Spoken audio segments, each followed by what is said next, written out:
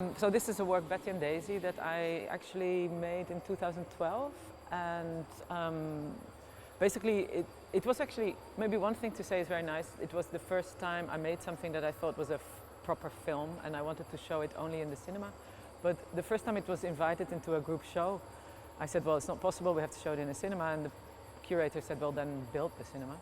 So I actually started to think about the kind of type of cinema I could build in a group installation or in a group exhibition. And so the first one I built is a little bit different from this, but it had similar elements, and for this occasion I built another one that is just like a little bit of an enveloping structure so that you can go inside and feel more intimate with the work, and it still can have its presence in a surrounding of other works, and it sort of communicates with that. And just to talk about the film itself, it's what you see is the meeting actually of two women who live both in Rio de Janeiro. I shot it in Rio de Janeiro. These two women, they both have a really specific character and specific qualities that I knew them both actually before I filmed, and there was this idea to bring them together because both of them have some relationship to art and to politics, but in very different ways. So you have the older woman is Bette Mendes. She is a very famous telenovela actress in Brazil, but I know her because she was also playing in a film by Leon Hirschman I think it was filmed in 1981 or 80, called Ela Não Usa Black Tie. And this film is a very important, it's a labor fight film. And it came from a play. I mean, it's a long story actually if I were to tell all that, but what was important about the film is that it was made in a particular way, coming from an actual situation. At the time there were very big strikes in Sao Paulo from the big industries there, and Leon Hirschman was a filmmaker in the movement that was called Cinema Novo. And the idea was that film was also activating. So film was not just something to reflect, but also to activate behavior. So this film was a fiction film, was a story that somebody wrote, but it also should, think and act in the world of labor fight or labor struggle, basically. But one of the most interesting things about the film also was that the whole cast were politically active people. So they were not just actors, but they were also politically active. And when I learned that, I thought, oh, wouldn't it be interesting to talk to somebody like that or somebody from that cast today? And Bette Mendes was actually the one that's sort of sprung out a bit for a woman role. And so I looked for her, and I then met her, and we talked a long time. And it turned out that she had done, in that time she was politically active, but she had done activity before in the 60s when she was very young, like a student almost, and she also was already on TV. And then she was against the dictatorship, so making some fights, and then she was picked up and having that kind of experience, going back to acting again in mainly TV. In fact, yeah, TV and a few films. And so, but then after this particular film in the 80s, PT was founded, and she's one of the founding members of PT. So together with Lula, they founded this party that later became governmental party, etc. We know the history. But she also took on really roles in politics, like she was a member of the Senate, she had a role in Sao Paulo in the city government. And so like really quite brave behavior and being an actress. And this acting on TV in telenovelas has also a component that is totally not political, or at least we can see it like that. Anyway, it's a kind of an interesting division between roles, and I found this actually, I found it fascinating. I can't remember anywhere, but it was in that time that PT was still in power, for sure. Yeah, so it was a very different time also. And Betty, she stands for all these ideals that PT was for. But what is so? Then the other woman in the film is Daisy Tigrona, and Daisy Tigrona is a funk singer from Cidade de Deus. And funk in Brazil is this style of music. It's called baile funk or funk carioca. That is a rap form, but it's not like hip hop. It has a very different rhythm than hip hop. It has also a different history, but a similar but different history. But what was interesting, and that I I knew the voice of Daisy Tigrona and of her colleague Tachi Quebra-Barraco, because they were the first women who really spoke in that style, and they came out as really strong voices, very, very interesting, very powerful female voices coming from actually the communities, from the lower classes, and making a female position very hearable, visible, and super good music. I mean, I was always a fan. So I was super enticed actually to meet Daisy. And so this was a kind of a beginning. Then Daisy knew Betty from TV, but she didn't know that there was a political history there. And so, but she was very curious and very interested, and Betty was also on the other side very curious and interested to meet Daisy. So this was set up over months, and then eventually we are together in a place that is also interesting. The location was an unfinished building, which also, because I always think the location is another character, basically. What is it? What can it say? And in this case, I didn't want neither nor like one particular location in Rio where one or the other would be at home. And this is just a kind of an in-between. It's a residential zone, but it's not like community, and it's not the Zona Sul, like the middle-class zone. It's somewhere in between. And it's an unfinished structure, like it's not yet what it is going to be. And very beautifully, actually, it had a size which is neither domestic, neither... it's a bit big for domestic and a bit small for institutional. So it had this, and it was not finished, so you have big, it's almost like abstract, because you have big halls that are windows, you have a door, there's a door, and then there was a platform in front, which would become the balcony, but it was a platform which is both a stage and a political platform. So I was also playing with all these levels, and there was a staircase going up and down, which also has a lot of implication, like going up to the stage, but also going up in life, or going down to the people, or going down whatever. So these things are used as sort of, I don't know, signifiers of certain elements of how they are publicly in life. And we talk, I mean, they talk amongst themselves actually about all these moments of becoming public or being in their roles also as singer, as actress. And yeah, I mean, it's really hard to say what happens, because I think that would take away a lot about from the film, you know. I think that's... No, it was not actually in that. It's funny because it would be a subject of my work in other times, but not in this. It was really... It's not immediately. Yeah, funny. There must be a building that's... No, it was not left. The building was finished afterwards. I was just lucky to come in this moment, and it was a friend who offered the building to use. So I found it a very beautiful moment. Also because of its scale, I really enjoyed the kind of, yeah, the smallness. Like it has a certain feeling of domesticity, but yet not. So I think this is a very nice feeling. And I put a few props there, like the color props, is just to, I don't know, to make this space also turn to the more abstract, I think, yeah. But what is also interesting maybe is to say that the subjects that were touched in the conversations went quite far. Like, I really love when Daisy asked Betty, so can you ever, you know, did you ever have a chance to step outside your role? And this is of course a very wide question. I mean, she asked this as an actress, like, do you have that freedom in a piece of acting to step outside your role? But it says so much about ourselves in society. Do we have a, you know, can we go outside our script? And if we do, you know, how much effort does that take?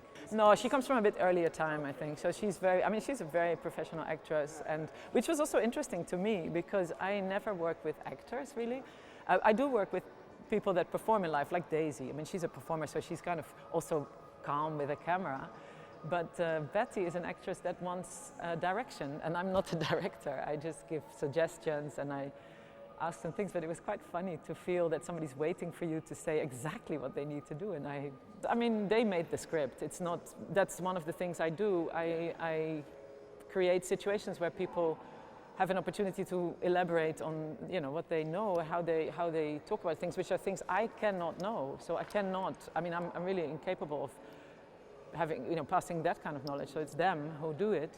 And then I think in the editing process is where I make some kind of logic which is then shareable with the audience, which in this case the edit is absolutely not chronological. It's not like we started here and we ended there, but it's more, I edit things together in, you know, in terms of subject, in terms of how, and I think that it's kind of interesting because day and night I completely ignore. So some cuts are really the one, you know, you look at the one side of the face, it's night, and then you see the other side of the face and it's day. And I find, like, I kind of wanted to pull time out of it.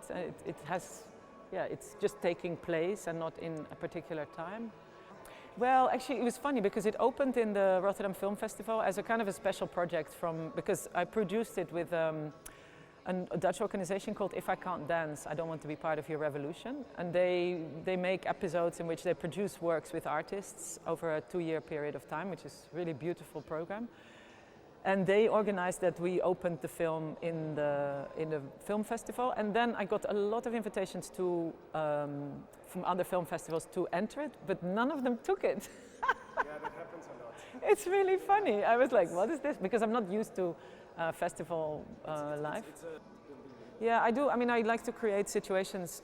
Even if I want the work to communicate with the rest of the exhibition, I like to create a situation where you can also completely enter into the work, which I think in this case could be, I mean, you're looking away from the exhibition and you have the headphones and you'll be, because it's 40 minutes, it's nice to completely go into it, yeah.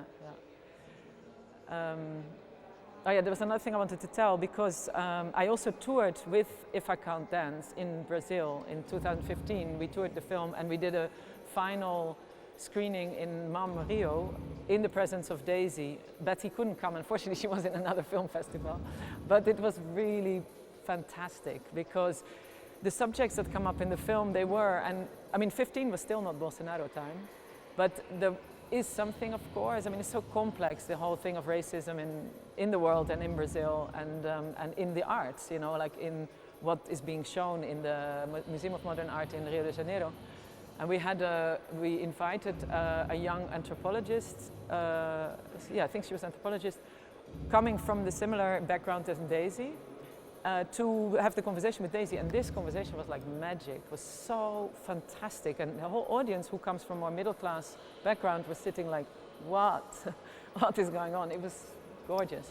So these things, I find it, I mean, I find it important that other things happen also with the work where you can make a little bit more incision, but yeah, in the same time I have to say I'm not sure how, you know, what I exactly manage with that, you know, how far can I go, I mean,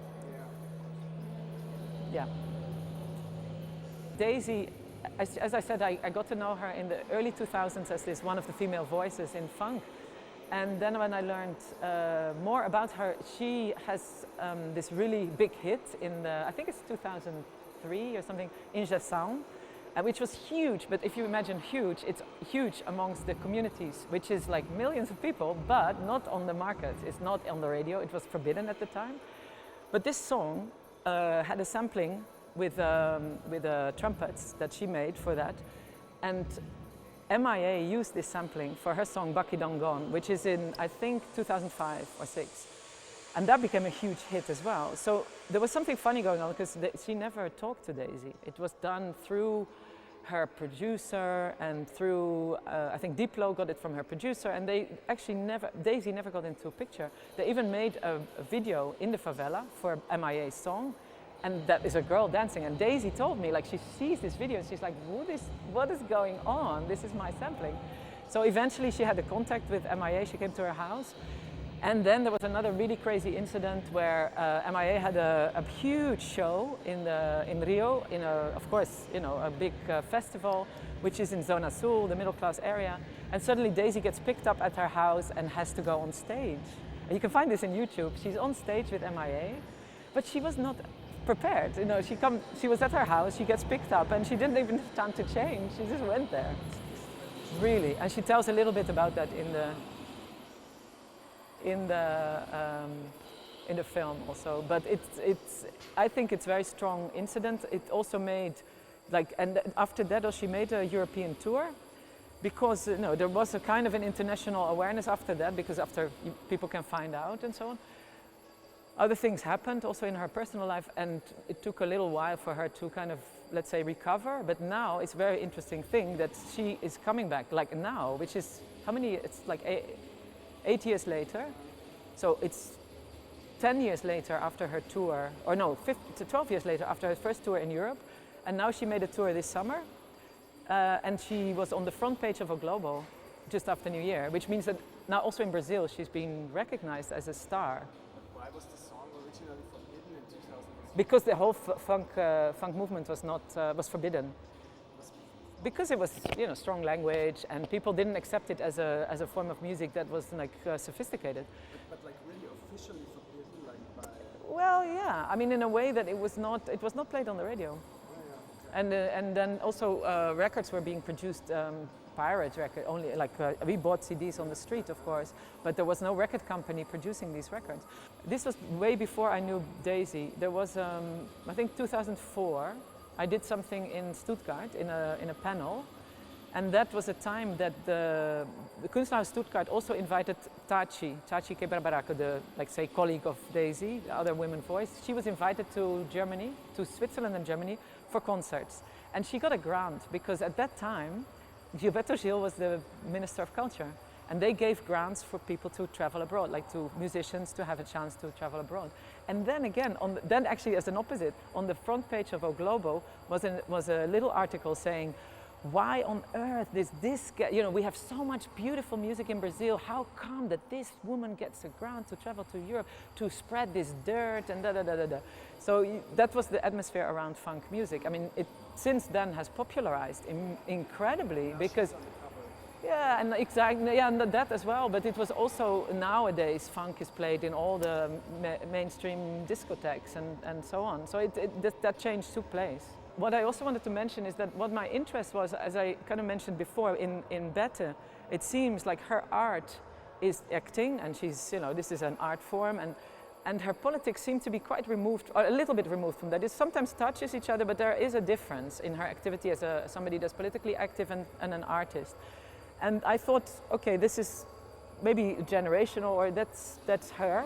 And then in Daisy, it's really the other way around. Her art and her politics are one. It is herself, her body, that is the politics. So she is her own politics, and she actually doesn't represent anybody. She's just coming from somewhere, and that has a lot of political effect. And I think this was what interested me in searching for also new ways of thinking about politics, and that was why I also found it very interesting to bring them together to test these things, because we can also read Bette's form as, you know, the one that is also losing itself now, you know, like this representational form of politics, the democracy with its, you know, people that represent others.